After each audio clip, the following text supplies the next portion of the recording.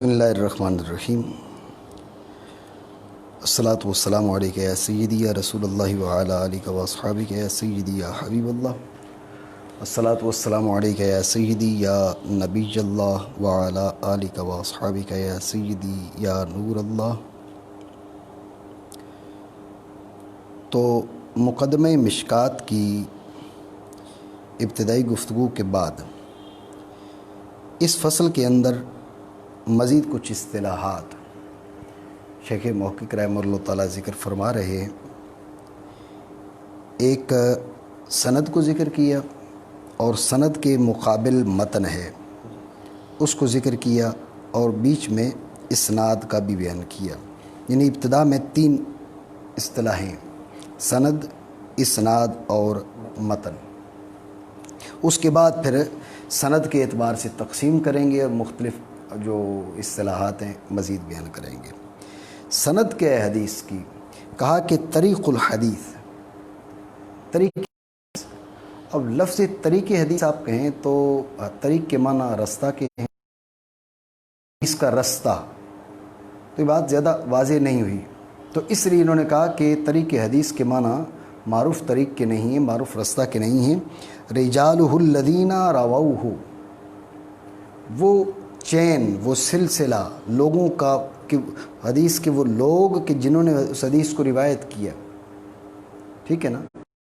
ابو حنیفہ قال حدثنی حماد عن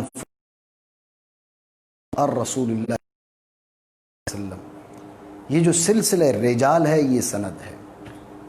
پہلے کہا طریق الحدیث، تو طریق اب اس سے ایک اور اصطلاح کی طرف اشارہ ہو گیا، وہ یہ کہ جب طریق حدیث کہا جاتا ہے تو طریق بھی اس سے اصطلاحی معنی مراد ہیں، لغت میں جو طریق کے معنی ہیں وہ مراد نہیں ہیں۔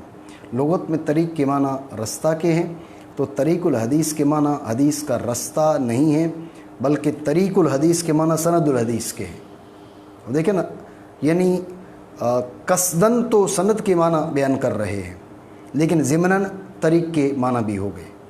تو اب آپ یہ کہہ سکتے ہیں کہ اگر کوئی یہ سوال کرے کہ السند کی پہلے وضاحت کی طریق الحدیث کے ساتھ، اس کے بعد رجالہ الذین رووہ کے ساتھ، تو پہلی بار ہی وہ کہہ دیتے نا رجالہ الذین رووہ، تاکہ سوال ہی نہ پیدا ہوتا تو جواب دینے کے لیے اتنی لمبی عبارت ذکر کرنے کی ضرورت نہ ہوتی۔ تو اصل میں اس تطویل میں فائدہ ہے، اس لمبی عبارت میں فائدہ ہے۔ فائدہ یہ ہے کہ سند کے معنی بھی بیان ہو گئے ہیں اور طریق حدیث کے معنی بھی بیان ہو گئے ہیں۔ سند اور طریق حدیث ایک ہی چیز کے دو نام ہیں، مطلب سلسلہ رجال جو حدیث کے روات ہیں۔ ٹھیک ہو گیا جی۔ السند طریق الحدیث، حدیث کا طریق ہے، تو یہ حدیث کا طریق کیا ہے؟ وَهُوَ رِجَالُهُ الَّذِينَ رَوَوْهُ، وہ اس کے وہ رجال ہیں کہ جنہوں نے اس حدیث کو روایت کی، وہ سلسلہ حدثنی فلان عن فلان عن فلان اور رسول اللہ صلی اللہ تعالی علیہ وسلم، یہ جو سلسلہ ہے یہ سند ہے۔ سند کے بعد ہے اسناد۔ اسناد کے دو معنی ہیں، ایک تو سند والے ہی اور دوسرے ہیں بیان سند۔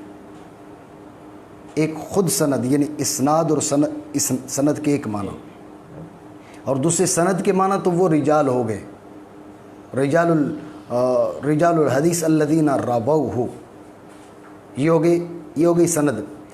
اس کو بیان کرنا، جیسے آپ کہتے ہیں حدثنی فلان قال حدثنی فلان قال سمعت فلان یقول، اب یہ جو بیان کرنا ہے یہ اسناد ہے، خود وہ سند ہے، یعنی جس کو آپ پڑھ رہے ہیں وہ سند ہے، اور جو آپ کا پڑھنا ہے یہ اسناد ہے۔ یہ اس اسناد کی دوسری معنی آپ دیکھیں نا، والاسناد بمعنیہ، یہ پہلے معنی ہو گئے۔ وقد یجیء بمعنی ذکر السند والحکایہ عن طریق المتن، کہ کبھی اس کے معنی یہ بھی آتے ہیں ذکر سند اور طریق متن کی حکایت، یہ کیا ہے؟ یہ ہے اسناد کے دوسرے معنی ہو گئے۔ ٹھیک ہو گیا جی۔ اب آپ دیکھیں کہ انہوں نے کیا کہا کہ والحکایہ عن طریق المتن، پہلے کہا تھا طریق الحدیث، اب یہاں کہا طریق متن، تو اس میں اشارہ ہے کہ طریق الحدیث اور طریق متن کے معنی ایک ہی ہے۔ حدیث کیا ہے؟ حدیث وہ متن حدیث ہے، تو اس کو دوبارہ جو لائے، پہلے طریق الحدیث کے ساتھ لائے، اب طریق المتن کے ساتھ لائے، دوبارہ لانے میں دو فائدے ہیں۔ ایک فائدہ اس بات کی طرف اشارہ کہ حدیث اور متن ایک چیز ہے۔ حقیقت میں حدیث تو وہ متن ہے، یہ جو اس سے پہلے ذکر کیا جاتا ہے یہ اس کو ہم حدیث کے ساتھ، حدیث کے متعلقات میں اس لیے لاتے ہیں کہ اس کے ذریعے سے ہم اس حدیث تک پہنچ رہے ہیں، ورنہ اصل میں حدیث وہی ہے جو متن ہے۔ تو پہلے طریق الحدیث کہہ کے اب طریق المتن کہہ کے اشارہ کر دیا کہ حدیث اور متن ایک ہی چیز کے دو نام ہیں۔ ایک فائدہ۔ دوسرا فائدہ اس میں یہ ہے کہ اب جب طریق متن کہا نا تو اب ساتھ متن کے ساتھ تعلق بن گیا، اب متن کے معنی بیان کر رہے ہیں۔ پہلے اس کو طریق الحدیث کے ساتھ تعبیر کیا تھا، اب اس کو طریق المتن کے ساتھ بیان کیا، اور متن کا تو پہلے بیان نہیں ہوا تھا، اس لیے اب سوال یہ پیدا ہوئے متن کس کو کہتے ہیں؟ کہا کہ والمتن من تہا الیہ الاسناد، اسناد جس پہ جا کے پہنچے، رکے، جس پہ جا کے اسناد مختتم ہو، ختم ہو، وہ کیا ہے؟ وہ ہے متن۔ یہ ذہن میں رکھیں کہ چونکہ یہ کتاب انتہائی مختصر ہے اور اس میں اصطلاحات میں جو اختلاف ہے اس کی بھی تفصیل کی طرف نہیں گئے، کبھی کبھی ضمناً اور ذکر کر رہے ہیں لیکن ہر جگہ پر اختلاف کو بیان نہیں کر رہے۔ پھر متن میں اختلاف ہے کہ آیا صحابی کی کلام، مثلا ان ابی ہریرہ قال سمعت رسول اللہ صلی اللہ علیہ وسلم، یہ سمیتوں سے متن شروع ہو رہا ہے یا رسول اللہ صلی اللہ علیہ وسلم کی کلام سے متن شروع ہو رہا ہے؟ جیسے سمعت عمر بن خطاب علی المنبر یقول، اب یقول کیا؟ وہ کہہ رہے ہیں سمعت رسول اللہ صلی اللہ علیہ وسلم یقول، اب آگے رسول اللہ صلی اللہ علیہ وسلم کا فرمان گرامی انما الاعمال بالنیات۔ اب جو متن ہے وہ سمیت رسول اللہ، یعنی صحابی کی کلام جہاں سے شروع ہو رہی ہے، سمیت رسول اللہ صلی اللہ علیہ وسلم یقول، یہاں سے متن شروع ہو رہا ہے، یا جہاں سے نبی اکرم نور مجسم صلی اللہ علیہ وسلم کی کلام شروع ہو رہی ہے وہاں سے متن ہوگا۔ یہ دو قول ہیں، ایک رائے کے مطابق جو ہے متن ہے کہاں سے؟ صحابی کی کلام سے، اور دوسری رائے کے مطابق صحابی کی کلام مکمل ہونے کے بعد جو رسول اللہ صلی اللہ علیہ وسلم کی کلام ہے وہ متن کہلائے گی۔ ٹھیک ہو گیا؟ تو یہ سند ہو گیا، اسناد ہو گیا اور متن ہو گیا۔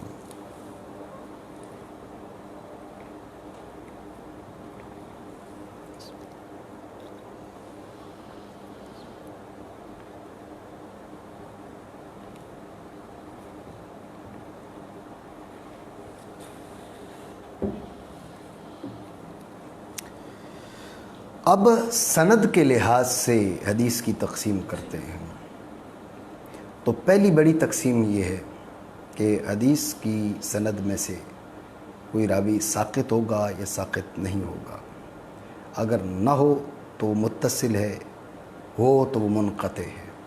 اب دیکھیں پہلے ہم نے تقسیم کی تھی مرفوع، موقوف اور مقطوع، تو عرض کی تھی کہ وہ متن کے لحاظ سے ہے، کیونکہ متن کا تعلق ذات مصطفیٰ صلی اللہ علیہ وسلم کے ساتھ ہے تو مرفوع ہے، اور صحابہ کے ساتھ ہے تو موقوف ہے، اور تابعین کے ساتھ ہے تو مقطوع ہے، وہ متن کے لحاظ سے۔ سند میں اتصال ہے، انقطاع ہے، وہاں پر یہ بات ملحوظ نہیں تھی، لیکن یہاں پر جو گفتگو ہے وہ سند کے لحاظ سے ہے۔ متن کا تعلق کس سے ہے؟ جناب رسول اللہ صلی اللہ علیہ وسلم کے ساتھ ہے، صحابہ کرام کے ساتھ ہے یا تابعین کرام کے ساتھ ہے، اس کا اس میں کوئی دخل نہیں ہے۔ اس میں ہم نے سند کو دیکھنا ہے، سند میں سے کوئی راوی ساقط نہیں تو متصل، اور اس فعل کو، اس چیز کو اتصال کا نام دیا جاتا ہے، اور اگر کوئی راوی ساقط ہو گیا تو منقطع، اور اس چیز کو انقطاع کا نام دیا جاتا ہے۔ تو یہ دو بڑی قسمیں ہیں، متصل اور منقطع۔ اب دیکھیں کہ متصل میں تو پھر مزید گفتگو کی ضرورت نہیں ہے نا، کیونکہ متصل میں تو راوی ساقط ہی نہیں ہے۔ جب راوی ساقط نہیں ہے تو اب ہم اس میں مزید کیا گفتگو کریں، اس کی مزید کون سی قسمیں بنتی ہیں، کیونکہ اتصال پھر آگے کیفیت بھی ہوتی ہے۔ اتصال کی کیفیت کے لحاظ سے قسمیں بنتی ہیں، لیکن جیسے منقطع میں لیکن ایک راوی ساقط ہے یا زیادہ ساقط ہے، شروع سے ہے یا آخر سے ہے، بیچ میں سے ہے، زیادہ ہیں تو اکٹھے ہیں یا جو ہے وہ الگ الگ مقامات سے ہیں، تو اس لحاظ سے کئی قسمیں بن جاتی ہیں۔ شروع سے ہو ذہن میں رہے شروع کا مطلب ہے من جانب المصنف، شروع سند ادھر سے ہوگی، رسول اللہ صلی اللہ تعالی علیہ وسلم کی ذات والا اور صحابہ کرام کی جانب پہ جا کے سند مختتم ہوگی۔ شروع سند سے ہو تو یہ معلق ہے، ایک راوی ساکت ہو، دو ہوں، تین ہوں، ساری سند وہ محذوف ہو، بہرحال یہ کیا ہے؟ معلق ہے۔ انتہائی سند سے، اختتام سند سے، ما بعد التابعی تو یہ مرسل ہے۔ سند کے بیچ سے تو پھر ایک راوی ساکت ہے یا ایک سے زیادہ ساکت ہے۔ اگر ایک راوی ساکت ہے تو یہ بھی منقطع ہی شمار ہوتی ہے۔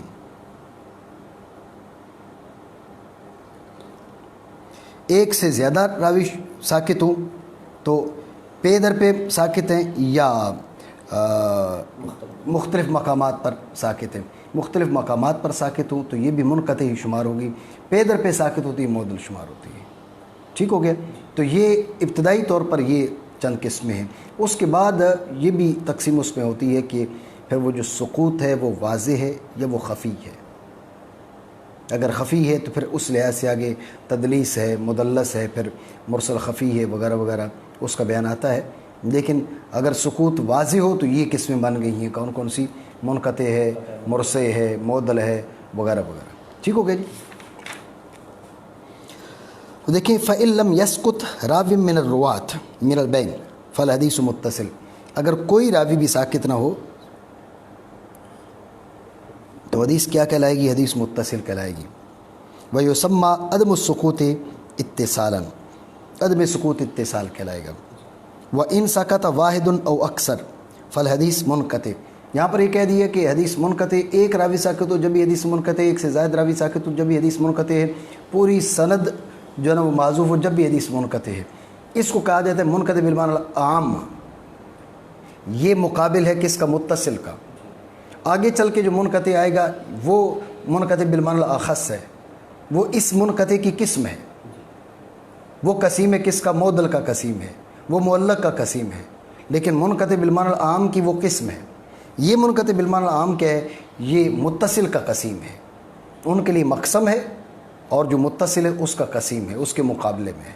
یہ منقطع منقطع اسی کہیں گے منقطع بالمعنی العام، تصریح نہیں کی انہوں نے لیکن مراد یہی ہے۔ ٹھیک ہے؟ وَهَذَا السُّقُوطُ انقطاع۔ اب والسقوط اما یکون من اول السند ویسمى معلقا، اگر سند کی ابتدا سے ہو تو یہ کیا کہلاتا ہے؟ یہ معلق کہلاتا ہے، اور اس سقوط کو اس اسقاط کو کیا کہا جاتا ہے؟ تعلیق کا نام دیا جاتا ہے۔ ٹھیک ہو گیا؟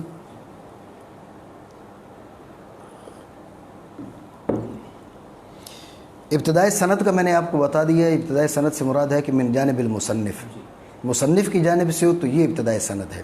اگر من جانب الصحابی ہو، ما بعد صحابی ہو، ما بعد تابعی ہو تو یہ مرسل ہے، یہ معلق نہیں ہے۔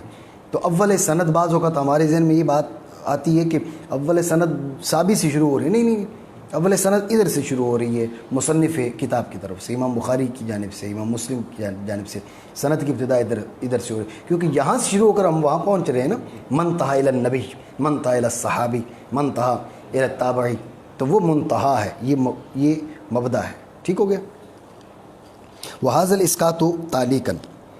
اب یہ آگے بتا رہے ہیں کہ جو سقوط ہے اول سند سے اس کو ہم معلق کہتے ہیں، تو اس کے لیے یہ لازم نہیں ہے کہ ایک راوی ساکت ہو تو معلق ہوگا، کبھی ایک ہوتا ہے، کبھی دو ہوتے ہیں، ساری سند بھی معذوف ہوتی ہے، ہر صورت میں وہ معلق ہی کہلائے گی۔ ٹھیک ہو گیا؟ تو اس کا مطلب ہے کہ پھر معلق جو ہے اس کی بھی آگے تقسیم ہو سکتی ہے، ایک وہ ہے جس میں سے ایک راوی ساکت ہو، ایک وہ ہے جس میں سے ایک سے زائد راوی ساکت ہوں، ایک وہ ہے جس میں سے ساری سند محذوف ہو، تو معلق میں بھی کئی آگے تقسیمیں ہو سکتی ہیں۔ وَالسَّاقِطُ قَدْ يَكُونُ وَاحِدًا وَقَدْ يَكُونُ أَكْثَرَ وَقَدْ يُحْذَفُ تَمَامُ السَّنَدِ كما هو عادة المصنفین یقولون قال رسول اللہ صلی اللہ تعالیٰ علیہ وسلم۔ اب یہ ضمنی طور پر یہ بیچ میں ایک بحث لے کر آئے ہیں، گفتگو ہو رہی ہے کس کی؟ منقطع کی اقسام کے بارے میں۔ تو یہاں ضمنی طور پر گفتگو لے کر آئے ہیں تعلیقات بخاری کی، کہا کہ صحیح بخاری کی جو تراجم ہیں، تراجم کا مطلب ہے عنوانات، تو جو ابواب ہیں، عنوانات ہیں صحیح بخاری کے، ان عنوانات میں تعلیقات امام بخاری رحمہ اللہ تعالیٰ بکثرت لے کر آئے ہیں۔ عنوان باب دیتے ہیں، اس کے بعد کہتے ہیں قال ابن عباس عن ابن عباس ذکر عن فلان عن ابی العالیہ، ٹھیک ہے، عن الشعبی۔ تو اس قسم کے جو الفاظ ہیں جناب امام بخاری رحمہ اللہ تعالیٰ جب باب کا عنوان باندھتے ہیں تو مخصوص مقاصد کے لیے، اس کے مقاصد میں پھر آگے تفصیل ہے کہ کس مقصد کے لیے کرتے ہیں، تو مخصوص مقاصد کے لیے امام بخاری رحمہ اللہ تعالیٰ وہاں پر کیا کرتے ہیں، تعلیقات لے کے آتے ہیں اور بکثرت لے کر آتے ہیں۔ امام بخاری رحمہ اللہ تعالیٰ نے سینکڑوں تعلیقات ذکر کی ہیں تراجم ابواب کے اندر، ٹھیک ہے۔ منقطع اور معلق میں فرق کیا ہوا؟ منقطع تو یہ ہے کہ ایک تو منقطع بالمعنی العام، منقطع بالمعنی العام یہ ہے کہ کسی جگہ سے راوی ساکت ہو تو وہ منقطع تو ہے،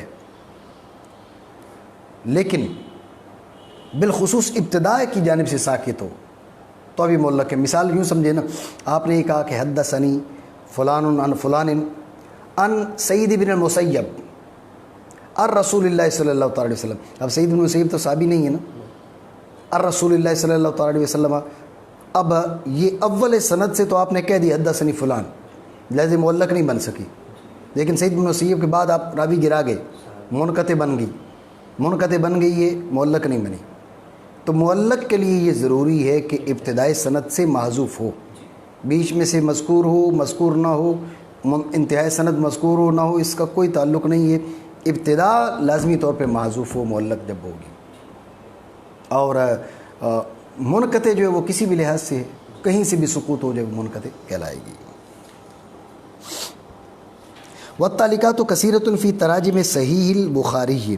اب یہاں پر کہہ رہے ہیں ولہا حکم الاتصال، صحیح بخاری میں جو تعلیقات ہیں کہا ان کے لیے اتصال کا حکم ہے، جو متصل کے درجے میں ہیں۔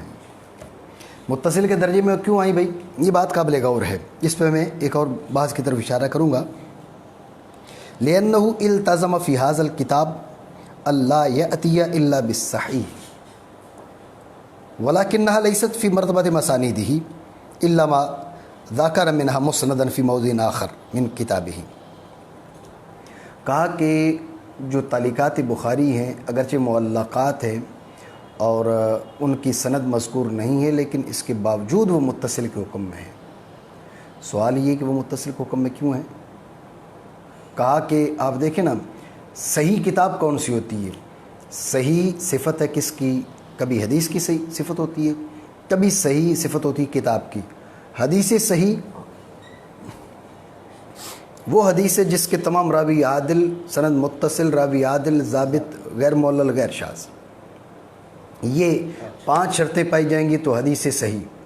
کتاب صحیح، کتاب صحیح وہ کتاب ہے جس کے مصنف نے اپنے اوپر لازم کیا ہو اس کتاب کے اندر میں صرف حدیث صحیح لے کر آؤں گا۔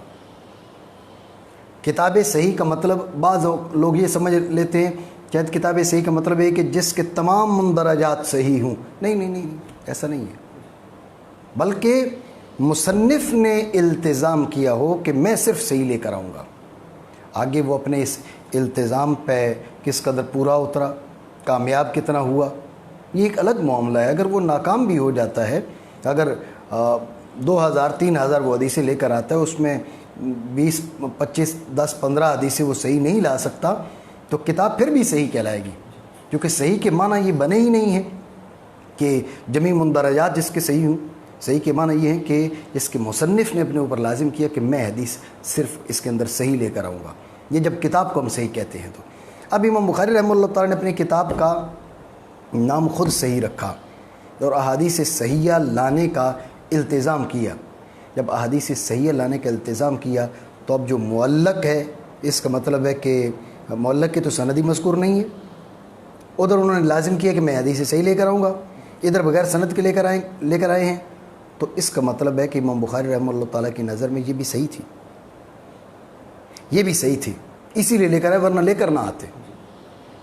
یہ دلیل پیش کی ہے کہ تعلیقات بخاری کے لیے حکم اتصال کیوں ہے۔ دلیل اس کی یہ ہے کہ ادھر مصنف کتاب لکھ رہا ہے اور کہہ رہا ہے کہ میں صرف اور صرف حدیث صحیح لے کر آؤں گا۔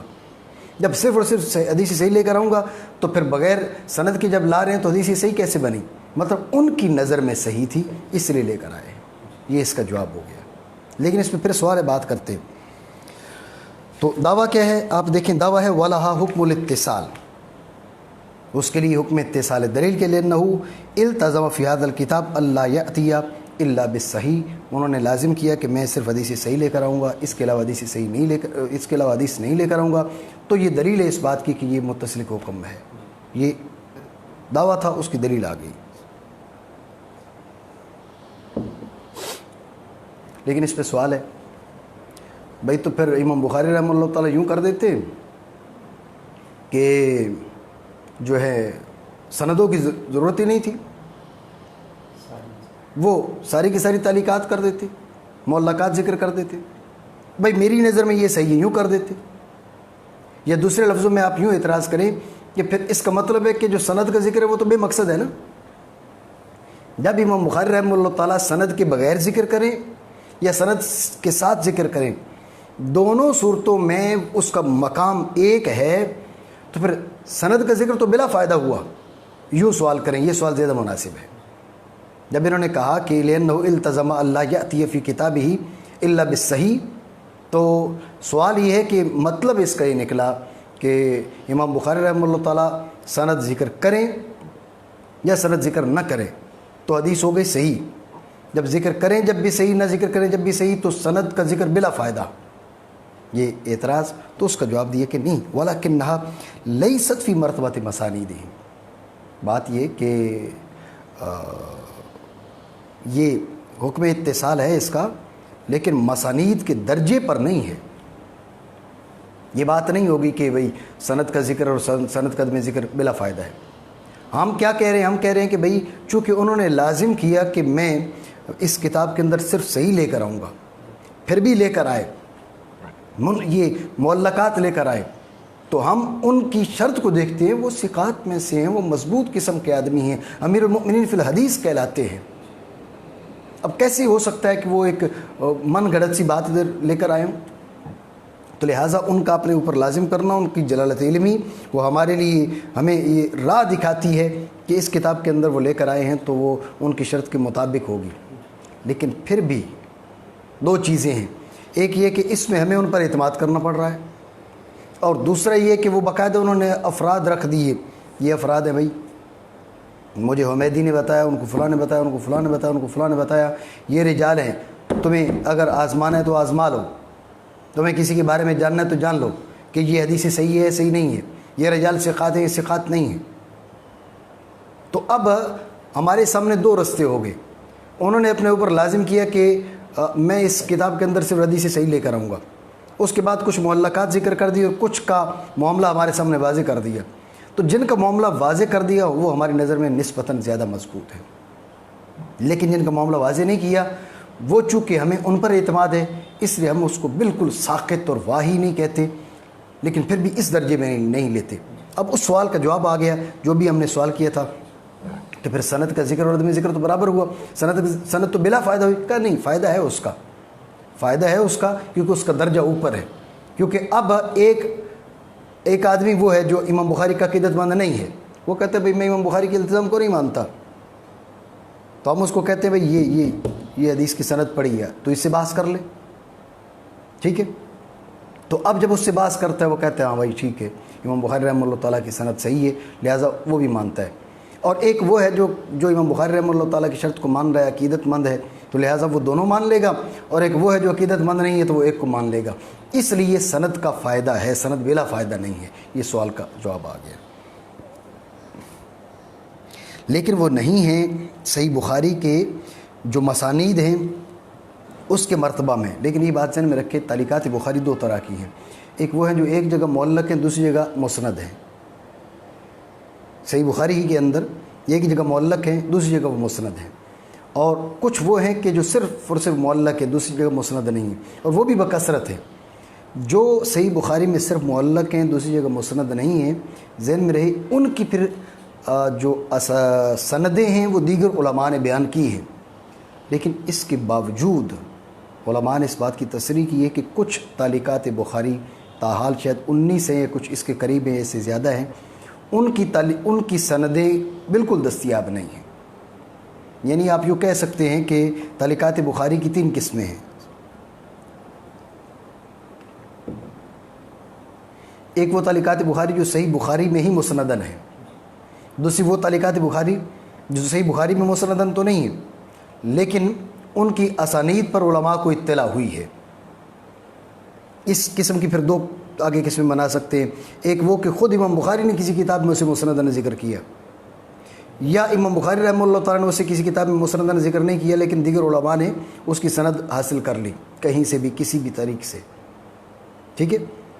تیسری وہ قسم ہے تعلیقات بخاری کی کہ نہ صحیح بخاری میں مسندن مذکور، نہ امام بخاری ہی کی کسی اور کتاب میں مسندن مذکور، نہ ہی علماء کو اس کی سند پر اطلاع ہوئی۔ تو لہٰذا یہ 3 قسمیں بنائی جا سکتی ہیں تعلیقات بخاری کی، اور 4 بھی کر سکتے ہیں ابتدائی طور پر بھی۔ جیسے ہم نے دوسری قسم کو آگے 2 قسمیں بنائیں تو ابتدائی طور پر آپ 4 قسمیں بنا لیں۔ وہ تعلیقات بخاری جو صحیح بخاری میں مسندن، وہ تعلیقات بخاری جو صحیح بخاری میں مسندن تو نہیں ہے لیکن امام بخاری کی دیگر کتب میں مسندن، وہ تعلیقات بخاری جو نہ صحیح بخاری میں مسندن، نہ امام بخاری علیہ رحمہ کی کسی اور کتاب میں مسندن لیکن دیگر علماء اس کی سند پر مطلع ہوئے، اور وہ تعلیقات بخاری نہ صحیح بخاری میں، نہ امام بخاری کی دیگر کتب میں، نہ علماء اس کی سند پر مطلع ہو سکے۔ تو یوں 4 قسمیں، 3 بھی بن سکتی ہیں، 4 قسمیں بھی تعلیقات بخاری کی بن سکتی ہیں، ٹھیک ہے۔ تو بہرحال وہ تعلیقات کے جو صحیح بخاری ہی میں دوسرے مقام پر ایک جگہ معلق ہے دوسری جگہ مسند ہے، تو اب یہ جو معلق ہے یہ درجہ مسانید میں ہی ہے، کیوں؟ اس لیے کہ اس کی سند دوسری جگہ موجود ہے۔ یہ بات کی الا ما ذکر منها مسندا فی موضع آخر من کتابہ، من کتابہ سے آپ کو اندازہ ہو گیا ہوگا کہ اگر کسی اور کتاب میں مذکور ذکر کیا، لیکن یہ الادب المفرد ہے، جز فی رفع الیدین ہے، اور التاریخ الکبیر ہے امام بخاری رحمہ اللہ تعالیٰ کی، دیگر کتب ہیں، ان میں آپ نے اپنے اوپر یہ لازم نہیں کیا کہ میں اس کے اندر صرف اور صرف حدیث صحیح لے کر آؤں گا۔ جب لازم نہیں کیا تو ان کی سند اس صحیح بخاری کی سند کے برابر مقابلے میں نہیں آئے گی۔ اس لیے یہ جو معلق ہے صحیح بخاری کی مسانید کے برابر اور درجے میں تب آئے گی جبکہ اسی کتاب میں اس کی سند ہوگی۔ اگر اس کتاب میں سند نہیں ہوگی تو کسی اور کتاب میں امام بخاری علیہ رحمہ ہی کی کسی اور کتاب میں ہو تو ٹھیک ہے، وہ ہم سند سے بحث کریں گے، گفتگو کریں گے، لیکن کم از کم صحیح بخاری کی مسند کے درجہ میں وہ نہیں آئے گی۔ اس لیے من کتابی امام شیخ محقق رحمہ اللہ تعالیٰ نے فرمایا، ٹھیک ہو گیا۔ یہ اس گفتگو سے 4 درجے ذکر کر دی، تعلیقات کے 4 قسمیں بیان کر دی ہیں۔ اب جو ہے وہ شیخ محقق رحمہ اللہ تعالیٰ فرماتے ہیں کہ تعلیقات میں ایک اور انداز میں بھی فرق کیا گیا ہے، وہ یہ کہ آپ دیکھیں نا، جب آپ تعلیقات کو دیکھیں تو تعلیقات کے ذکر کے 2 بڑے طریقے ہیں۔ قال ابو العالیہ، قال الشعبی، قال ابن عباس، قال ابن عمر، ایک۔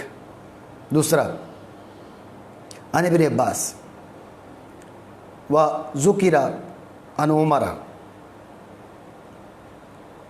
یعنی ایک صیغہ معروف ہے، صیغہ جزم ہے، اور دوسرا صیغہ مجہول اور صیغہ تمریز ہے۔ تو ائمہ اور علماء نے کہا کہ یہ دیکھیں نا، یہ نادان لوگ ہوتے ہیں، بے عقل لوگ ہوتے ہیں کہ جو بھی لفظ ذکر کرتے ہیں معنی ایک ہی مراد لیتے ہیں۔ الفاظ کے بدلنے سے، اسلوب کلام کے بدلنے سے مخصوص معنی مراد ہوتے ہیں۔ اب ضرب زید امرا اور ضرب امر، ضرور کوئی فرق ہوگا جب ہی اس نے کیا کیا، زید کو حذف کر دیا۔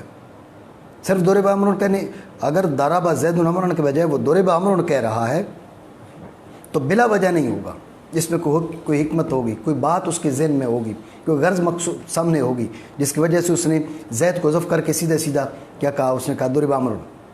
تو یہی معاملہ یہاں پر بھی ہے۔ قال ابن عباس اور ذکر عن ابن عباس عن ابن عمر، اس میں لازمی طور پہ فرق ہے۔ اور فرق کیا ہے؟ فرق یوں بیان کیا گیا ہے کہ جب امام بخاری علیہ رحمہ فرماتے نا قال ابن عباس، عبداللہ ابن عباس نے کہا، تو خود ان کو یقین ہے کہ کہا، جزم ہے، جب انہیں جزم ہے کہ انہوں نے کہا تو لہٰذا گویا کہ امام بخاری رحمہ اللہ تعالیٰ ذہن میں رکھے مضاف الیہ، مضاف الیہ سے مراد ہے کہ جس کو قال کے بعد اور ذکر کے بعد ذکر کیا، وہاں تک حدیث کی سند کی صحت کا دعویٰ کر رہے ہیں امام بخاری. لیکن اگر ذکر عن ابن عباس کہہ رہے ہیں، قیل عن ابن عمر کہہ رہے ہیں، بصیغہ تمریز کہہ رہے ہیں، تو یہ گویا کہ امام بخاری رحمہ اللہ تعالیٰ مضاف الیہ تک سند کی صحت کے مدعی نہیں ہے. ٹھیک ہے، تو ایک فرق یہ ہے، یعنی جو بصیغہ جزم ہے وہ یقیناً صحیح ہے، اور جو بصیغہ تمریز ہے وہ صحیح نہیں ہے. لیکن پھر بھی یہ بات ذہن میں رہے، صحیح نہیں ہے کہ مطلب یہ نہیں کہ بالکل باطل ہے، غیر معتبر ہے. بھائی کیوں؟ کہا کہ بات یہ کہ آپ دیکھو نا کس کتاب میں لے کر آئے ہیں، کتاب اس میں لے کر آئیں، کہا کہ میں اس کے اندر جو لے کر آؤں گا صرف صحیح لے کر آؤں گا. جب ایسی کتاب کے اندر لے کر آئیں تو پھر بالکل ساقط اور واہی قسم کی روایت تو نہیں لے کر لا سکتے. تو آپ کا ایسی کتاب میں لانا یہ دلیل ہے کہ وہ کسی نہ کسی درجے اعتبار پر ضرور ہے، البتہ جزم نہیں ہے آپ کو، اس لیے آپ نے اس کو کالا اور ذکرہ کے ساتھ نہیں ذکر کیا بلکہ ذکرہ یا قیلا ان کے ساتھ ذکر کیا. ٹھیک ہو گیا جی. یہ دوسرا طریقے فرق کرنے کا. وقد یفرق فیہ بین ما ذکر یا ما ذکر بصیغۃ الجزم والمعلوم کا قولہ قال فلان او ذکر فلان دل علی ثبوت اسنادہ عندہ فهو صحیح قطعا، وما ذکرہ بصیغۃ التمریز والمجہول کا قیل یقال ذکر ففی صحتہ عندہ، یعنی عند امام البخاری کلام ضرور ہے، لیکن کہ ولکنہ لما اوردہ فی ھذا الکتاب کان لہ اصل ثابت، اس کے لیے کوئی نہ کوئی اصل ثابت ہوگی جب بھی آپ اس میں کہتے ہیں. اسی وجہ سے کیا کہا ولہذا قالوا تعلیقات البخاری متصلۃ صحیحۃ، امام بخاری رحمہ اللہ تعالیٰ کی جو تعلیقات ہیں وہ متصل صحیح کے درجہ میں ہیں. ٹھیک ہو گیا. یہ گفتگو امام بخاری رحمہ اللہ تعالیٰ کی تعلیقات کے بارے میں معروف ہے. یہاں پر میں ایک ضمنی طور پر پچھلے دن بھی اس موضوع پر گفتگو ہو رہی تھی کہ مرسل جو ہے وہ اس کے لیے کیا حکم ہے. اب دیکھیں کہ اس مقام پر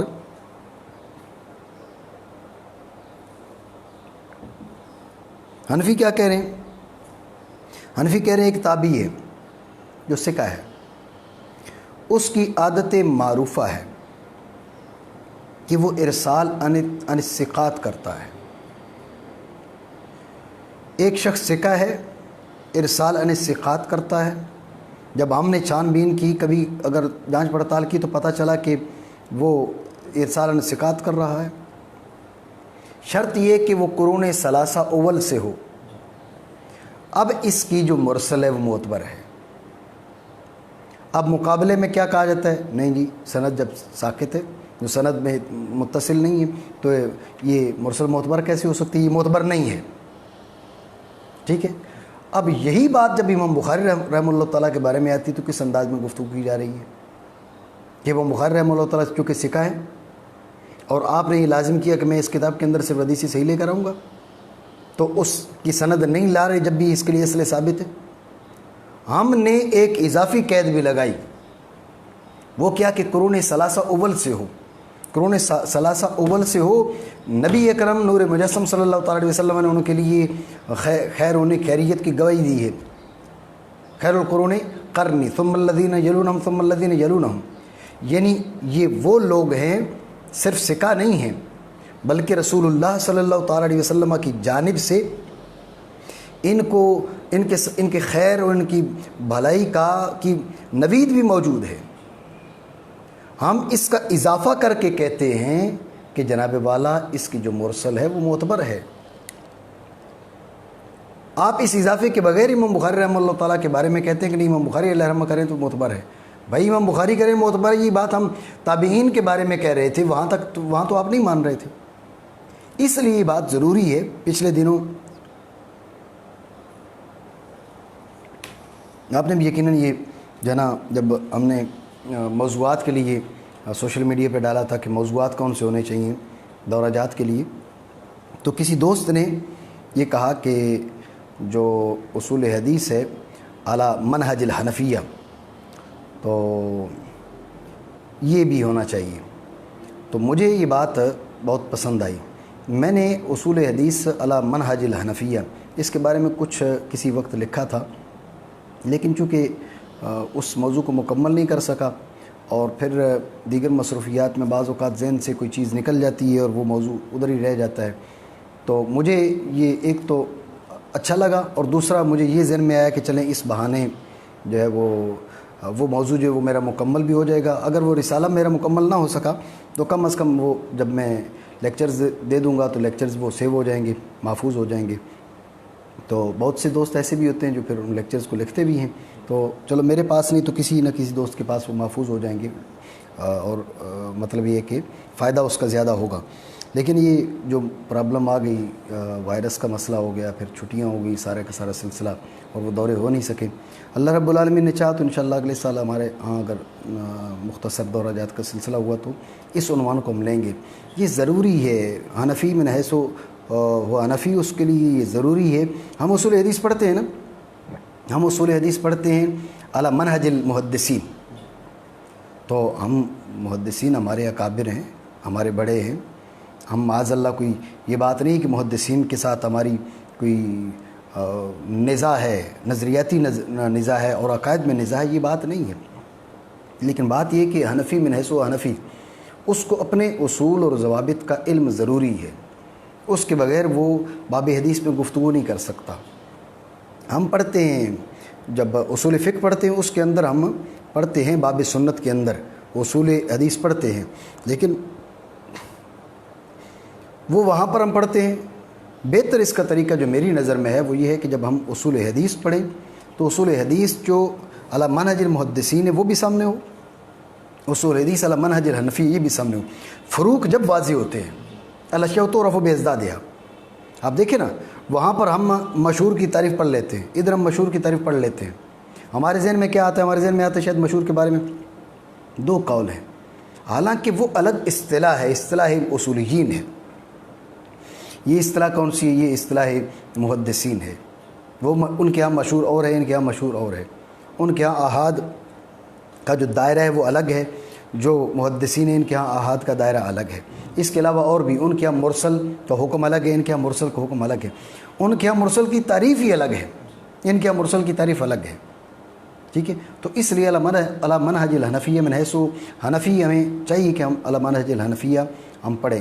ہم اصول حدیث اصول فقہ میں پڑھتے ضرور ہیں، لیکن چونکہ وہ اصول فقہ میں ہم پڑھ رہے ہوتے ہیں، اور ویسے بھی آپ دیکھیں کہ نور الانوار ہم نہیں پہنچ پاتے، اور حسامی کا قیاس ہے، تو لہٰذا اس میں بھی اصول جو سنت باب سنت ہے وہ اگر ہم پڑھیں تو پڑھ لیں، لیکن نصاب اس وقت جو ہمارے پاس موجود ہے وہ قیاس ہے صرف حسامی کا۔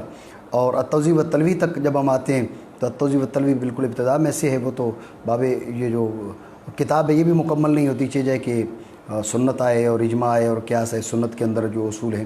تو بہتر یہ ہے کہ دور حاضر کے لحاظ سے جب ہم اصول حدیث پڑھیں تو علی منہج المحدثین اور علی منہج الحنفیہ دونوں منہج اکٹھے پڑھیں تو ہمیں اصول حدیث کی سمجھ بھی آئے گی، اور جو فروق ہیں وہ بھی واضح ہوں گے۔ الگ الگ جگہ جب ہم پڑھتے ہیں تو وہ فروق ہمارے ذہن میں نہیں آتے۔ تو بہرحال بات میں یہ کر رہا تھا کہ یہ چیز جب ہم کرتے ہیں، مرسل کے بارے میں کرتے ہیں اور یہ شرط لگاتے ہیں مرسل، اب یہاں مرسل جو لفظ بول رہا ہوں یہ علی مصطلح المحدثین نہیں ہے، علی مصطلح الاصولیین ہے۔ وہ مرسل بمعنی منقطع لے رہے ہیں، تو مرسل معتبر ہے بشرطے کہ جو مرسل ہے ثقہ ہو، اس کی عادت معروفہ ہو کہ لا یرسل الا عن ثقہ، ٹھیک ہے۔ دوسری چیز، تیسرا وہ قرون ثلاثہ اول سے ہو، یہ چیز یہ شرط ہے۔ جب یہ والی بات ہے تو اب ہم کہتے ہیں کہ اس کی مرسل معتبر ہے، لیکن محدثین کے ہم وہ معتبر نہیں ہے۔ اور اعتراض ہے کہ بھئی جب راوی بیچ میں سے ساقط ہے، اور جب راوی ساقط ہے لازمی نہیں کہ وہ صحابی ساقط ہو، تابعی بھی ساقط ہو سکتا ہے، اور تابعین کے اندر صحابہ تو سارے کے سارے عادل ہیں، لیکن تابعین کے اندر ضعیف بھی ہیں، ثقات بھی ہیں، لہٰذا جب ہو سکتا ہے ایک راوی ساقط ہو، زیادہ ساقط ہو، ضعیف ساقط ہو، کون ساقط ہو، اس طرح کی گفتگو کی جاتی ہے احناف کی رائے کے خلاف، لیکن جب امام بخاری رحمۃ اللہ تعالیٰ علیہ کی بات آتی ہے تو یہی بات یہاں پر کر دی جاتی ہے۔ ہم امام بخاری رحمۃ اللہ تعالیٰ کی تعلیقات کو معاذ اللہ یہ نہیں کہہ رہے کہ مردود نہیں کہہ رہے، لیکن یہاں پر گفتگو کا مقصد یہ ہے، یہی بات ہم نے مرسل کے بارے میں کی تو آپ کے یہاں معتبر نہیں تھی، وہی بات آپ امام بخاری رحمۃ اللہ تعالیٰ کے بارے میں کہیں تو کیسے معتبر ہو سکتی ہے؟ تو لہٰذا آپ کا یہ جو طریقہ ہے، آپ کا یہ جو مطلب یہ انصاف نہیں ہے۔ جیسے امام طحاوی رحمۃ اللہ تعالیٰ نے باب رفع یدین کے بارے میں لکھا نا کہ جب حدیث لا کر تو آخر میں یہ کہا کہ میں اہل علم کی کو ضعیف نہیں کہنا چاہتا، لیکن میں یہ کہنا چاہتا ہوں کہ دیکھیں ہمارا مقابل ہم پر کیا ظلم کر رہا ہے، تو یہی ظلم ہمارے ساتھ ہے۔ آپ قرون ثلاثہ اول کی قید نکال کر بھی امام بخاری رحمۃ اللہ تعالیٰ کو کیا کر رہے ہیں، ان کی تعلیقات کو یہ درجہ دے رہے ہیں۔ ہم قرون ثلاثہ اول کی قید ایک اضافی قید لگا کر، کیونکہ وہ حضور کی طرف سے انہیں اعزاز ملا ہے، ہم وہ قید لگا کر کہیں تو آپ کے ہم معتبر نہیں ہے، آپ قید ہٹا کر کہیں تو آپ کے ہم معتبر ہے، یہ ظلم نہیں ہے تو اور کیا ہے؟ تو لہٰذا ہم امام بخاری علیہ رحمہ کی قدر و قیمت مانتے ہیں۔ گفتگو کا مقصد یہ نہیں کہ یہ بات مردود ہے، یہ بات ہمیں قبول ہے، لیکن ہم کہتے ہیں اس سے زیادہ ایک اضافی خوبی وہاں پر موجود ہے مرسل کے اندر، کیونکہ مرسل علی الاطلاق ہمارے معتبر نہیں، اس کی شرائط ہے، تو ان شرائط کے ساتھ اس میں ایک اضافی فائدہ یہ ہے کہ وہ قرون ثلاثہ اول سے ہو، کیونکہ حضور علیہ الصلوۃ والسلام کی طرف سے ان کو ایک عزت کا مقام ملا ہے، تو لہٰذا اس لیے وہاں پر بھی وہ معتبر ہوگی جیسے امام بخاری علیہ رحمہ کے بارے میں آپ بات کرتے ہیں۔ وَإِنْ كَانَ السُّقُوطُ مِنْ آخِرِ السَّنَدِ فَإِنْ كَانَ بَعْدَ التَّابِعِيِّ، بعد تابعی یعنی ادھر سے آپ گئے نا، تابعی مذکور ہو، بعد تابعی سے مراد ہے تابعی مذکور ہو، کم از کم ایک تابعی مذکور ہو، آگے تابعی نے تابعی سے لیے، تابعی نے صحابی سے لیے، وہ ایک الگ مسئلہ ہے۔ فالحدیث مرسل، وہ کیا ہے؟ وہ حدیث مرسل ہے، لیکن ابھی میں نے آپ کو بتایا کہ یہ مرسل اور ہے اور جو اصولیوں کا مرسل ہے وہ اور ہے، وہ بمعنی منقطع ہے، یہ بمعنی منقطع، یہ ما لم یتصل اسنادہ یا منقطع سندہ بعد تابعی، تابعی کے بعد، ما سکت راوی منہ بعد تابعی، ٹھیک ہے۔ وہذا الفعل ارسال کا قول التابعی قال رسول اللہ صلی اللہ تعالیٰ علیہ وسلم، اب یہ کہہ رہے ہیں وقد یجیء عند المحدثین، یہ لفظ محدثین جو کہا یہ اس لیے کہ اصولیوں کے ہاں مرسل بمعنی منقطع ہے، اصولیوں کے ہاں مرسل بمعنی منقطع ہے۔ وقد یجیء عند المحدثین المرسل والمنقطع بمعنى، کبھی محدثین بھی ایسا کر دیتے ہیں کہ وہ مرسل اور منقطع کو ایک معنی میں استعمال کرتے ہیں، یعنی مرسل کے معنی کہ وہی منقطع، جس کی سند میں سے کوئی راوی ساقط ہو وہ منقطع، جس کی سند میں سے کوئی راوی ساقط ہو وہ مرسل ہے، ٹھیک ہے۔ لیکن یہ کیا کہا؟ قد یجیء، قد برائے تقلیل، کبھی کبھی ایسے ہوتا ہے، لیکن قابل اصطلاح الاول اشر، پہلی اصطلاح کیا ہے وہ زیادہ مشہور ہے، ٹھیک ہو کہ۔ وحکم المرسل، اب مرسل کا حکم بیان کرتے ہیں۔ التوقف عند جمہور العلماء لأنه لا يدرى ان الساقط ثقہ او لا، تو جو مرسل ہے کہا جمہور علماء کے ہاں اس کو حکم کیا ہے؟ وہ توقف ہے۔ اس کی وجہ یہ ہے کہ مرسل کی سند میں سے راوی ساقط ہے، جب راوی ساقط ہے تو آپ کو کیا معلوم کہ وہ ثقہ تھا یا وہ ضعیف تھا؟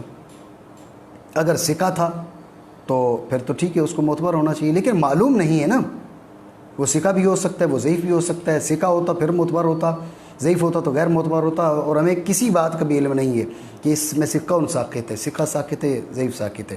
اس لیے ہمارے نزدیک کے یعنی جمہور علماء کہتے ہیں کہ اس کے بارے میں توقف ہے، ہم نہ اس کو صحیح کہیں گے نہ اس کو ہم ضعیف کریں گے، ہم اس کے بارے میں توقف کریں گے، الا کہ کسی اور وجہ کے ساتھ اس کو قوت مل جائے وغیرہ۔ مزید بات آگے آ رہی ہے، تو بہرحال یہ انہوں نے جمہور علماء کا موقف بیان کیا، لیکن جو اصولیوں کا موقف ہے وہ میں نے آپ کو بتایا کہ مرسل معتبر ہے، لیکن کچھ شرطوں کے ساتھ، مطلقاً نہیں، ٹھیک ہے۔ وحکم المرسل التوقف عند جمہور العلماء، توقف سے اشارہ کر دیا، رد نہیں، مطلقاً رد نہیں ہے بلکہ توقف ہے، اس کے بارے میں غور و فکر کرنی ہے جمہور علماء کے نزدیک۔ توقف کیوں کر رہے ہیں؟ کیونکہ یہ معلوم نہیں کہ ساقط ثقہ ہے یا ثقہ نہیں ہے۔ لیکن اب ایک سوال ہوا، بھائی ایک ہے اصولیوں کا مرسل، ایک ہے محدثین کا مرسل۔ محدثین کا مرسل کون ہے؟ کہ جس میں سے راوی بعد تابعی ساقط ہو۔ بھائی تابعی کے بعد صحابی آتا ہے نا، تو صحابہ سارے ثقات ہیں، تو جو ساقط ہے وہ ثقہ ساقط ہے، جب ساکت سکا ساکت ہے تو پھر یہ جو ذکر کرنا ہے سند کے رجال کا، ذکر کا مقصد بھی یہی ہے کہ ہمیں پتہ چلے کہ کس نے، یہ کون ہے، سکا ہے یا ضعیف ہے۔ صحابی وہ ہے جس کا ذکر کرو جب بھی سکا ہے، ذکر نہ کرو جب بھی سکا ہے۔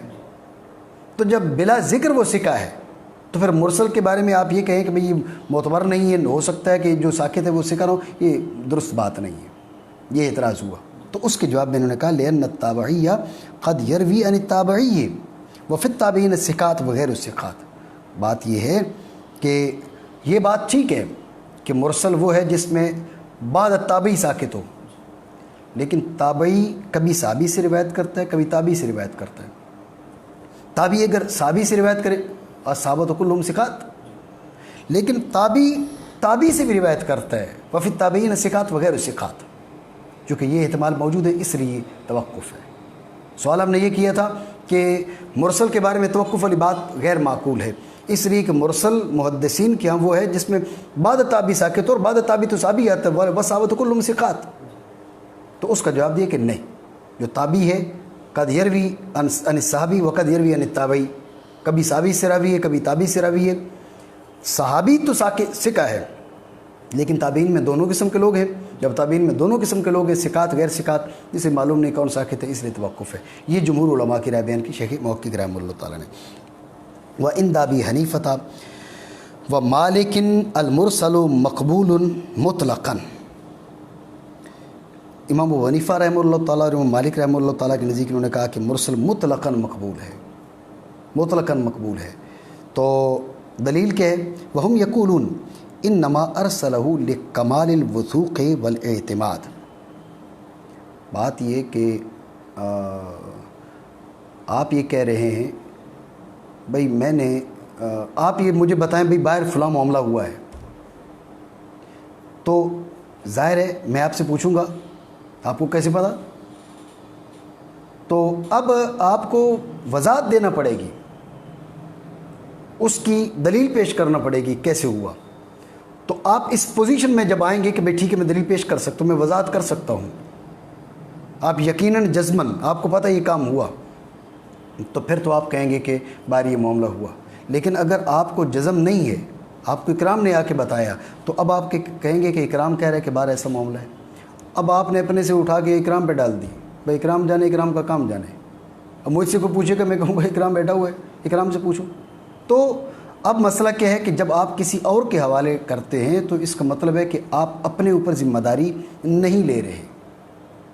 لیکن جب آپ کہہ رہے ہیں نا قال رسول اللہ صلی اللہ تعالیٰ علیہ وسلم، اب دیکھیں اتنی بڑی بات آپ کر رہے ہیں، اس کا مطلب ہے آپ کو یقین ہے، آپ کو جزم ہے کہ حضور علیہ الصلوۃ والسلام نے ایسا فرمایا، جب ہی آپ یہ ذمہ داری اپنے گلے میں ڈال رہے ہیں۔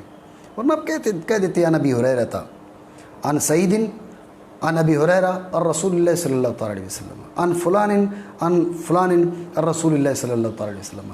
بھائی ٹھیک ہے یہ ٹھیک نہیں، ہمیں کوئی یقین نہیں ہے، ہمیں فلاں سے بات پتہ چلی ہے، آگے ذمہ داری اس پر ہے، اگر غلطی ہوئی ہے تو ذمہ دار وہ ہے، درست بیان کر رہا ہے تو ذمہ دار وہ ہے۔ ہم تمہیں بتا رہے ہیں کہ یہ اس کی سلسلہ ہے، اس ذریعے سے میں بات پتہ چلی ہے، آگے تحقیق کرنا تمہارا کام ہے، تم خود کر لو۔ تو امام مالک اور امام ابو حنیفہ رحمہ اللہ تعالیٰ فرما رہے ہیں کہ جب وہ سیدھا یہ کہہ رہا ہے قال رسول اللہ صلی اللہ تعالیٰ علیہ وسلم، تو یہ ذمہ خود لے رہا ہے، یہ حضور علیہ السلام کی بات کی طرف نسبت خود کر رہا ہے، تو کیسے ہو سکتا ہے کہ وہ اس کی نظر میں سند ثابت نہ ہو؟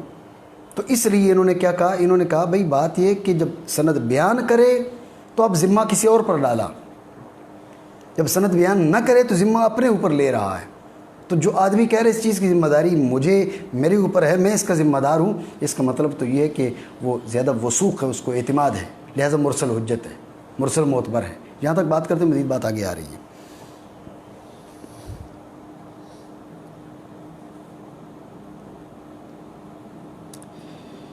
وہم یقولون انما ارسلہ لکمال الوثوق والاعتماد۔ لیکن پھر سوال ہو گیا، سوال یہ کہ اس کے وثوق اور اعتماد کی کیا بات ہے؟ اس سے غلطی سے وہ خود کمزور آدمی ہے، خود ضعیف آدمی ہے، وہ کسی بات کو بھی حدیث کہہ دیتا ہے، ان کا نہیں، لأن الکلام فی الثقہ، ہماری یہ ذہن میں رہے۔ اب یہ آگے پہلے کیا کہا تھا کہ المرسل مقبول مطلقاً، یہ قید ذکر کر دی کہ یعنی مرسل الثقۃ مقبول، ثقہ کی مرسل ہو تو اب مقبول ہے، اگر وہ ثقہ نہ ہو تو اب اس کی مرسل مقبول نہیں. یعنی امام مالک اور امام ابو حنیفہ رحمہ اللہ تعالیٰ کے کہ پہلے کیا کہا تھا المرسل مقبول مطلقاً، ان کے یہاں مطلقاً مقبول ہے، اسی لگ رہا تھا ثقات غیر ثقات سب کی، لیکن ایسا نہیں ہے. یہ آگے وضاحت کر دی کہ بات ہو رہی ہے ثقہ کی. تو اب گفتگو کیسے بنے گی؟ گفتگو یوں بنے گی، امام ابو حنیفہ اور امام مالک کیا کہہ رہے ہیں کہ بھائی مرسل مقبول ہے.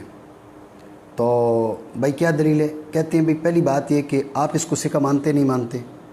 کہا نہیں مانتے، بس اس کے بارے میں تمہاری گفتگو ہی نہیں ہے. کہا نہیں یہ ثقہ ہے، سعید بن مسیب کو لے لیں، زہری کو لے لیں، بھائی یہ ثقات ہیں. ٹھیک ہے ثقات ہیں. جب یہ ثقات ہیں اب بتائیں، اب یہ ثقہ یہ عادل یہ کہہ رہے قال رسول اللہ صلی اللہ علیہ وسلم، حضور فرمائے من قال علی ما لم اقل فلیتبوأ مقعدہ من النار، اور یہ اس بات کو جانتا ہے اور ثقہ بھی ہے، اس کے باوجود کہہ رہا ہے قال رسول اللہ صلی اللہ علیہ وسلم. تو کیسے ممکن ہے کہ یہ غیر ذمہ داری کرے گا؟ اگر تم کہو کہ نہیں غیر ذمہ داری کر سکتے، بات پھر ثقہ کیسے ہوا؟ بات تو ثقہ کی ہو رہی ہے. جب ثقہ ہے تو پھر اتنی بڑی ذمہ داری کیسے اٹھا سکتا ہے؟ اس کا یہ ذمہ داری اٹھانا یہ دلیل ہے اس بات کی کہ اس کی نظر میں. اور چلے وہ بات ویسے الگ ہو جائے گی. ہمارے علماء نے اس بات کی تصریح کی ہے کہ جب جانچ پڑتال کی گئی تو معلوم پڑا، انہوں نے کہا بھئی میں جب تمہیں سند بیان کرتا ہوں تو اسی سے روایت کرتا ہوں، جب مجھے 50 بندے روایت بیان کرتے تو اب میں سیدھا کہہ دیتا ہوں قال رسول اللہ صلی اللہ علیہ وسلم. ایسے لوگ بھی ہیں تابعین میں سے جنہوں نے ارسال اس انداز میں کی 10 12 15 سندیں ہیں. تو اب حدثنی فلان و فلان و فلان و فلان و فلان و فلان و فلان و فلان، یہ 8 10 سندیں ذکر کر کے فلان عن ابی ہریرہ، فلان عن انس، فلان عن ابن عمر، فلان عن ابن عباس، اس طوالت سے اب اتنی طویل گفتگو کرنے کے بعد وہ کہیں کہ انما الاعمال بالنیات. تو انہوں نے کہا کہ بات تو وہ کرنی ہے، ہمیں 20 بندوں نے بتایا ہے، تو لہذا سیدھے انہوں نے کہہ دی قال رسول اللہ صلی اللہ علیہ وسلم انما الاعمال بالنیات. تو وہ جزم پر تھے، جب یقین پر پہنچے تو اس وقت انہوں نے یہ بات کی. ٹھیک ہو گیا؟ یہ جو اصول ہے یہ فی الفقہ میں ہوگا، یہ احناف کا نہیں، احناف کا یہ اصل ہے حدیث ہی کے بارے میں، لیکن محدثین اس کو بیان نہیں کرتے. یہاں پر چونکہ شیخ محقق رحمہ اللہ تعالیٰ خود حنفی تھے تو انہوں نے ان کا موقف بیان کر دی ہے. مطلب ہمارا جو ہم حنفی ہیں، حنفیوں کی جو اصل ہے، حنفیوں کا جو ضابطہ ہے، اصولیوں کا جو ضابطہ ہے وہ حدیث ہی کے بارے میں یہ ہے. وہ مزید میں بات ذکر کر رہا ہوں، انہوں نے مرسل تو کہا ہے اور ثقہ بھی کہہ دیا، ثقہ کی بات بھی آ گئی. اور ایک قید قرون ثلاثہ اول وہ اس کلام سے مفہوم ہے. ایک اور قید ہے کہ اس کی عادت سے معلوم ہو کہ لا یرسل الا عن ثقہ، یہ انہوں نے ذکر نہیں کی. امام ابو حنیفہ علیہ رحمہ کے بارے میں کہا نا کہ ان کے المرسل مقبول مطلقاً، تو اس میں کلام ہے نا، یہ والا جو انہوں نے جملہ فرمایا کہ مطلقاً مقبول ہے، ایسا نہیں ہے، بلکہ اس کے ساتھ یہ قیود ہے کیا مرسل ثقہ ہو اور لا یرسل الا عن ثقہ اور قرون ثلاثہ اول سے ہو.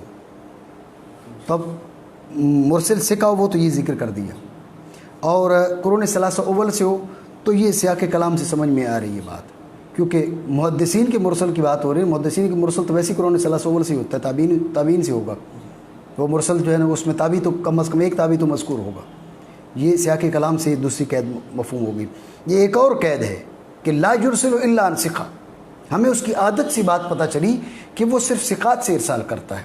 اب امام ابو حنیفہ علیہ رحمہ کے نزدیک کیا ہے؟ اس کی مرسل معتبر ہے.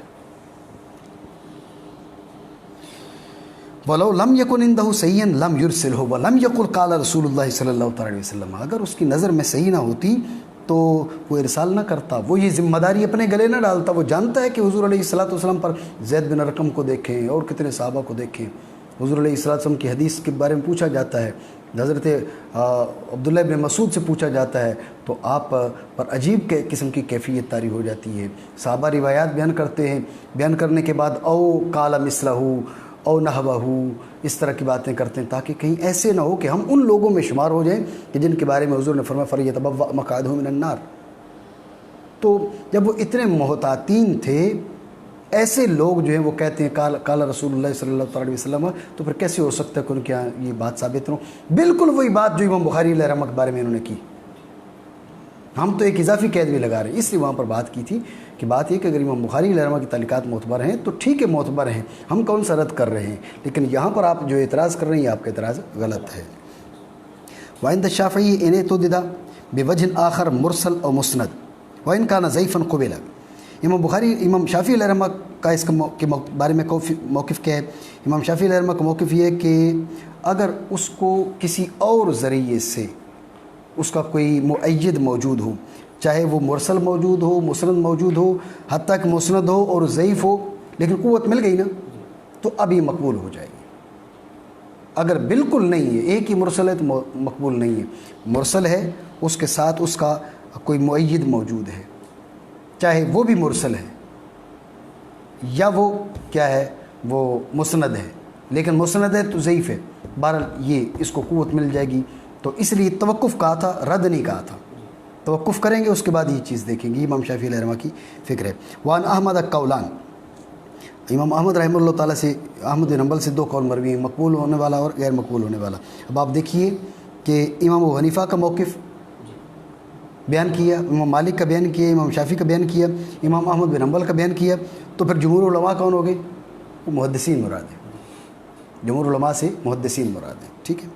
وَهَذَا كُلُّهُ إِذَا عُلِمَ أَنَّ عَادَةَ ذَلِكَ التَّابِعِيِّ۔ اچھا ٹھیک ہو گیا، یہ میں کہہ رہا تھا کہ یہ قید ذکر نہیں کی، قید آ گئی نا، یہ مطلب تقسیم کر کے کوئی ذکر کی۔ وَهَذَا كُلُّهُ إِذَا عُلِمَ أَنَّ عَادَةَ ذَلِكَ التَّابِعِيِّ أَلَّا يُرْسِلَ إِلَّا عَنِ الثِّقَاتِ وَإِنْ كَانَتْ عَادَتُهُ أَنْ يُرْسِلَ عَنِ الثِّقَاتِ وَعَنْ غَيْرِ الثِّقَاتِ فَحُكْمُهُ التَّوَقُّفُ بِالاتِّفَاقِ۔ اب نہیں کہیں گے کون جو ہے وہ امام ابو حنیفہ علیہ رحمہ، یہ نہیں کہیں گے کہ نہیں مقبول ہے، بلکہ آپ یہ وہ جو تیسری قید میں بیان کر رہا تھا وہ یہ آ گئی کہ بھئی اگر اس کی عادت یہ معروف ہے کہ لا یرسل الا عن ثقہ، تو پھر یہ ساری گفتگو ہے۔ اگر اس کی عادت معروف نہیں ہے تو پھر ہم اس کے بارے میں یہ نہیں کہیں گے کہ بھئی یہ اب مطلقاً سارے امام شافعی، امام احمد بن حنبل، مالک اور امام ابو حنیفہ سارے کے سارے کہیں گے کہ توقف ہے، ٹھیک ہے، قداکل۔ وفی تفصیل ازید من ذالک ذکر السخاوی فی شرح الالفیہ، یہ الفیہ سے مراد الفیہ عراقی علیہ رحمہ، زین الدین عراقی کا جو الفیہ ہے اس کی ایک شرح خود علامہ زین الدین عراقی نے کی ہے، اور وہ ایک جلد میں ہے، میرے پاس ہے وہ، اور سخاوی علیہ رحمہ کی جو شرح ہے وہ 3 جلدوں میں ہے، وہ بھی میرے پاس ہے۔ تو یہ کہا کہ اس میں مزید تفصیل ہے جو انہوں نے وہاں پر بیان کی ہے۔ وَإِنْ كَانَ السُّقُوطُ مِنْ أَثْنَاءِ الْإِسْنَادِ فَإِنْ كَانَ السَّاقِطُ اثْنَيْنِ مُتَوَالِيًا یسمى معدلا۔ ابھی بتا دیا کہ بفتح الضاد، یہ معدلا نہیں ہوگا، معدلا ہوگا، ٹھیک ہے۔ وَإِنْ كَانَ وَاحِدًا أَوْ أَكْثَرَ مِنْ غَيْرِ مَوْضِعٍ وَاحِدٍ، سند کے بیچ میں سے راوی ساکت ہے، ایک ساکت ہے، یا 2 یا زیادہ تو ساکت ہیں لیکن ایک جگہ سے نہیں، مختلف جگہ سے، دونوں صورتوں میں منقطع ہے، لیکن یہ منقطع بالمعنی الاخص ہے، یہ منقطع بالمعنی العام نہیں ہے۔ منقطع بالمعنی العام متصل کے مقابل تھا، وہ مقسم تھا، اور یہ منقطع بالمعنی الاخص ہے، یہ معدل اور مرسل اور ان کے مقابل ہے۔ وَإِنْ كَانَ واحداً او اکثر، یعنی وَإِنْ كَانَ السَّاقِطُ واحداً او اکثر من غیر موضع واحد یسمى منقطع، اس کو منقطع کہا جائے گا۔ وعلى هذا یکون المنقطع قسما من غیر المتصل، یہ جو اب ہم نے جو ہے نا وہ کی ہے، یہ جو اصطلاح ذکر کی اس اصطلاح کے مطابق کہ منقطع ہوگا، غیر متصل کی قسم ہوگا، غیر متصل میں منقطع ہی تھا نا، لیکن یہ نہیں کہا کہ وعلى هذا یکون المنقطع قسما من المنقطع، تاکہ وہ تکرار نہ آئے نا، تو اس لیے کہا کہ غیر متصل کی قسم ہوگا منقطع۔ اور وقد یطلق المنقطع بمعنى غیر المتصل مطلقا شاملا لجمیع الاقسام وبهذا المعنى یجعل مقسما، اس لحاظ سے اس کو کیا بنا دیا جاتا ہے، مقسم بنا دیا جاتا ہے۔ تو میں نے آپ کو بتایا کہ یوں دونوں قسموں میں فرق کرنے کے لیے اس کو ساتھ بالمعنی العام لگا دیا جاتا ہے، اس کے ساتھ بالمعنی الاخص لگا دیا جاتا ہے۔ یعنی آپ کہہ سکتے منقطع کے 3 معنی ہو گئے، ذہن میں رکھیے گا۔ ایک وہ منقطع کہ جس کی سند میں سے راوی ساکت ہو مطلقاً، یہ منقطع بالمعنی العام ہے۔ ایک وہ منقطع کہ اثناء سند میں سے راوی ایک راوی ساکت ہو، یہ منقطع بالمعنی الاخص ہے۔ اثناء سند میں سے ایک سے زیادہ راوی ساکت ہوں لیکن پے در پے نہ ہوں، منقطع اثناء سند میں سے، درمیان سند میں سے ایک راوی ساکت ہو، یہ بھی منقطع۔ درمیان سند میں سے ایک سے زیادہ راوی ساکت ہوں لیکن لگاتار نہ ہوں، یہ بھی منقطع۔ تو منقطع تین ہیں، ایک منقطع جو مطلقاً سکوت، ایک منقطع اثناء سند ہو اور ایک ہو، ایک منقطع اثناء سند ہو ایک سے زیادہ ہوں لیکن پے در پے نہ ہوں، یہ منقطع۔ یہ منقطع بالمعنی عام ہے، یہ دونوں منقطع بالمعنی خاص ہے۔ ٹھیک ہو گیا؟ آگے کہہ رہے ہیں وَيُعْرَفُ الْانْقِطَاعُ وَسُقُوطُ الرَّاوِي بِمَعْرِفَتِ۔ اب پتہ کیسے چلے گا کہ راوی ساکت ہے؟ خبر کیسے پڑے گی کہ راوی بیچ میں سے چلا گیا ہے؟ یہاں پر ایک اور آدمی تھا، انہوں نے کہا خبر کا طریقہ ہے، اس کا طریقہ کیا ہے؟ یہ سوال تھا ہمیں انقطاع کی معرفت کیسے حاصل ہوگی؟ کہا یعرف الانقطاع وسقوط الراوی بمعرفت عدم الملاقات بین الراوی والمروی عنہ۔ ہمیں جب پتہ چل جائے مثلا کہ امام ابو حنیفہ رحمۃ اللہ تعالیٰ علیہ کی عبداللہ بن مسعود سے ملاقات نہیں ہوئی، جب ہمیں پتہ چل گیا تو ٹھیک ہے، یہ ہمیں سقوط کا پتہ چل جائے گا۔ اب حضرت امام ابو حنیفہ علیہ رحمہ فرماتے ہیں قال ابن مسعود، تو ہم کہیں گے لازمی طور پہ بیچ میں سے راوی ساقط ہے۔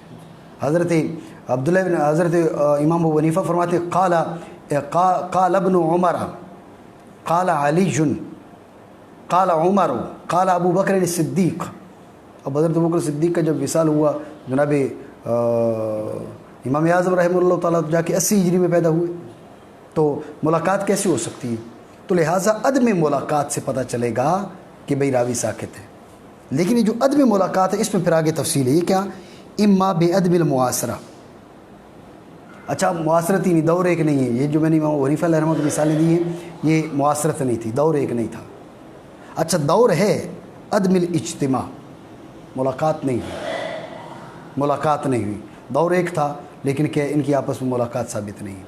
اچھا ملاقات ثابت ہے، محدثین کی ہاں اتصال سند کے لیے صرف ملاقات کافی نہیں ہے بلکہ اجازت ضروری ہے۔ ٹھیک ہے، آپ یہ دیکھیں نا 3 قسمیں ذکر کی انہوں نے، اما بعدم المعاصرہ، دور ہی ایک نہیں ہے، او عدم الاجتماع، دور ہے ملاقات نہیں ہے، والاجازت عنہ، او بعدم الاجازت عنہ، اجتماع نہیں ہے، اجتماع ہے تو اجازت نہیں ہے، تو ان تینوں صورتوں میں وہ منقطع ہی ہے۔ یوں پتہ چلے گا انقطاع کا۔ تو اس سے فوراً ذہن میں کیا آ گیا؟ اس کا مطلب یہ ہے کہ یہ تو پھر علم تاریخ پڑھنا پڑے گا، امام ابو حنیفہ کب پیدا ہوئے، صرف پیدائش سے بات نہیں چلے گی، بھئی آپ نے حدیث کے لیے سفر کب شروع کیا؟ امام بخاری کو لیں، امام بخاری رحمہ اللہ تعالیٰ کی پیدائش کب ہے، اور آپ نے حدیث کے لیے نکلے کب؟ امام شافعی علیہ رحمہ کی پیدائش کب ہے؟ امام مسلم کی پیدائش کب ہے؟ آپ حدیث کے لیے آپ نے سفر کب شروع کی؟ مثلا ایک شخص ہے وہ 200 ہجری میں پیدا ہوا ہے، وہ ایک ایسے شخص سے روایت کر رہا ہے جو 202 ہجری میں فوت ہو گئے، 203 ہجری میں فوت ہو گئے، 205 ہجری میں فوت ہو گئے، تو اس نے اس سے کیسے سنی؟ یا یہ 200 ہجری میں پیدا ہوا ہے بصرہ میں ایک شخص، اور اس نے سفر شروع کیا کب؟ 220 ہجری میں، جب اس کی عمر 20 سال ہوئی تو اب اس نے طلب حدیث کے لیے سفر شروع کیا ہے، اور 215 ہجری میں وہ آدمی فوت ہو چکا تھا جس سے یہ حدیث روایت کر رہا ہے۔ تو صاف سی بات ہے معاصرت ہے، لیکن کیا ہے جب اس کا 215 میں ابھی تک یہ گھر سے نکلا ہی نہیں تھا تو وہ 215 میں فوت ہو گئے، یہ 220 میں نکلا، تو لہٰذا علم تاریخ کے بغیر، تاریخ سے مراد مکمل تاریخ نہیں ہے، تاریخ سے مراد متعلقہ ان حضرات کے ساتھ جو متعلقہ تاریخ ہے، اس کے بغیر آپ حدیث کی سند کے بارے میں نہیں جان سکتے کہ یہ حدیث میں سند متصل ہے یا غیر متصل ہے۔ یہ بات کیا کہہ رہے ہیں؟ وَبِهَذَا نہیں، بحکم علم التاریخ المبین لموالید الرواة ووفیاتہم وتعیین اوقات طلبہم وارتحالہم۔ یہی میں نے آپ کو کہا کہ علم تاریخ سے مطلق علم تاریخ نہیں ہے۔ کون سا علم تاریخ؟ یہ جو المبین صفت مقیدہ ہے، مخصصہ ہے، مطلق علم تاریخ نہیں۔ اب علم تاریخ جناب سیدنا آدم علیہ السلام کی تاریخ بیان کر رہی ہے، حضرت نوح علیہ السلام کی تاریخ بیان کر رہی ہے، وہ علم تاریخ یہاں پر مراد نہیں ہے، بلکہ کون؟ المبین لموالید الرواة ووفیاتہم وتعیین اوقات طلبہم وارتحالہم۔ ٹھیک ہے، اب کہہ رہے ہیں یعنی یہ والا علم تاریخ کیا ہو گیا، یہ اس کے بغیر آپ نہیں چل سکتے۔ اب مزید کیا کریں؟ وَبِهَذَا، یہ بات آپ سمجھ گئے کہ یہ جو وجہ ہے، وَبِهَذَا سارا علم التاریخ اصلاً وعمدتاً عند المحدثین، محدثین کیا ایک اصل کی حیثیت رکھتا ہے اور اس پر ان کا اعتماد ہے. ٹھیک ہے. میں پہلے بات کر رہا تھا کہ کبھی کیا ہوتا ہے, کبھی سکوت ہوتا ہے, جلی ہوتا ہے, اور کبھی خفی ہوتا ہے. یہ یہاں تک جو ہماری گفتگو ہے سکوت جلی کے بارے میں, سکوت خفی انشاءاللہ پھر کرتے ہیں. ٹھیک ہے.